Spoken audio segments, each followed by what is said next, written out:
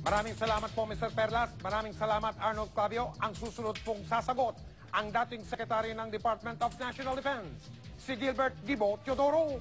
Without mental reservation. Ang pambato ng administrasyon ay si Defense Secretary Gilberto Gibo Teodoro Jr. Nagtapos siya ng Commerce sa De La Salle University at Law sa Universidad ng Pilipinas at noong 1989, nakuha niya ang pinakamataas na marka sa Philippine Bar Exams. Sa Harvard Law School siya nagtapos ng Masters of Law. Lisensyado rin siyang mag-abogado sa New York at commercial pilot rin siya at Coronel sa Philippine Air Force Reserve.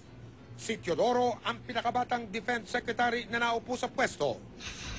Darito po ang aking isang tanong. Napili kayo ng partido niyon maging standard bearer kasi winnability daw po. And patuloy kayo nag-express ng loyalty kay Pangulong Arroyo.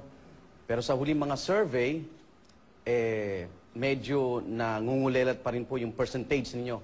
So, aaminin nyo ba na talagang mabigat na bagahe si Pangulo Arroyo sa inyo pong darating na kampanya?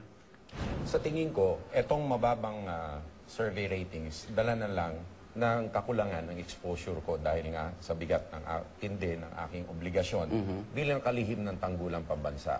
Ginalang ko, nirespeto ko ang institusyon at minsan hindi ko ginamit ito sa pampolitika, no? Sa personal na pamumulitika. Lalong-lalo na nung Undoy at nung Pepeng.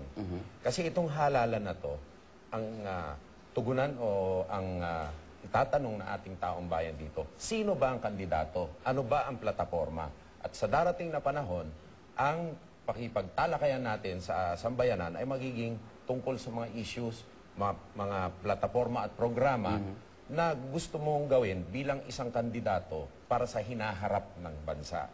Ang mga katanungan sa partido at ang mga personalidad nito dapat isang tabi ng ating bayan. Pagkat kinabukasan ng pinag-uusapan dito, hindi pang kasalukuyan. At kung ano ang kakayahan namin bilang mga kandidato at ano ang maiaalok namin sa aming mga kababayan. Yan ang dapat na batayan. At inaasahan ko, pag pantay-pantay na oportunidad na humarap sa ating mga kababayan sa larangan ng politika, pag election period at campaign period, lalabas din ang tunay na pasya ng ating kababayan hinggil sa isa't isa sa amin. At inaasahan ko, tataas naman ang appreciation ng ating mga kababayan sa akin. Mula naman sa Institute for Political and Electoral Reform, si Ginoong Mon Casiple, may isang tanong din po sa inyo. Secretary Teodoro, ito po ang aking isang tanong.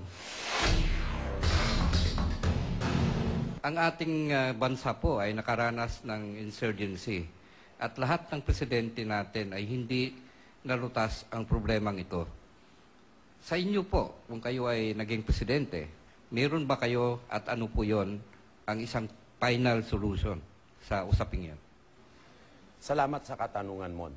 Ang nakita natin sa masusing pag-aaral sa dinami-dami ng insurgencies ay sa kadahilanang hindi sustainable ang development sa mga lugar pagkat hindi mabigyan ng malawakang pansin ang peace and order. Bakit po?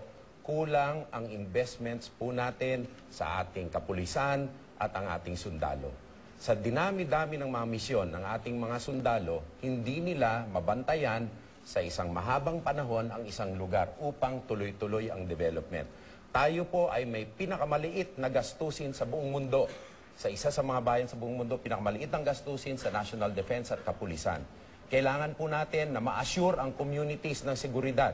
At sa dami ng sundalo natin na 120,000 sa 90 milyones na Pilipino, at archipelagic pa, kapuluan ang ating bansa, hindi natin maasigura sa laki ng armed forces at kapulisan na tahimik, tunay na tahimik ang isang lugar. At sinusubukan natin palitan ang paggugol dito sa pamamagitan ng alternatibong mga arrangements na peace agreements at iba't iba pang mga alternative arrangements. Ngunit tama po itong mga arrangements na to, pero kinakailangan na may magbabantay pa rin sa mga komunidad upang maging deterrent o balakid sa kung sino man nagbabalak na manggulo.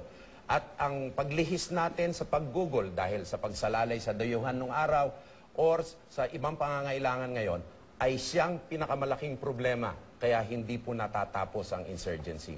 Kahit isang matahimik na lugar, kailangan din po ng bantay at yan po ang kakulangan natin.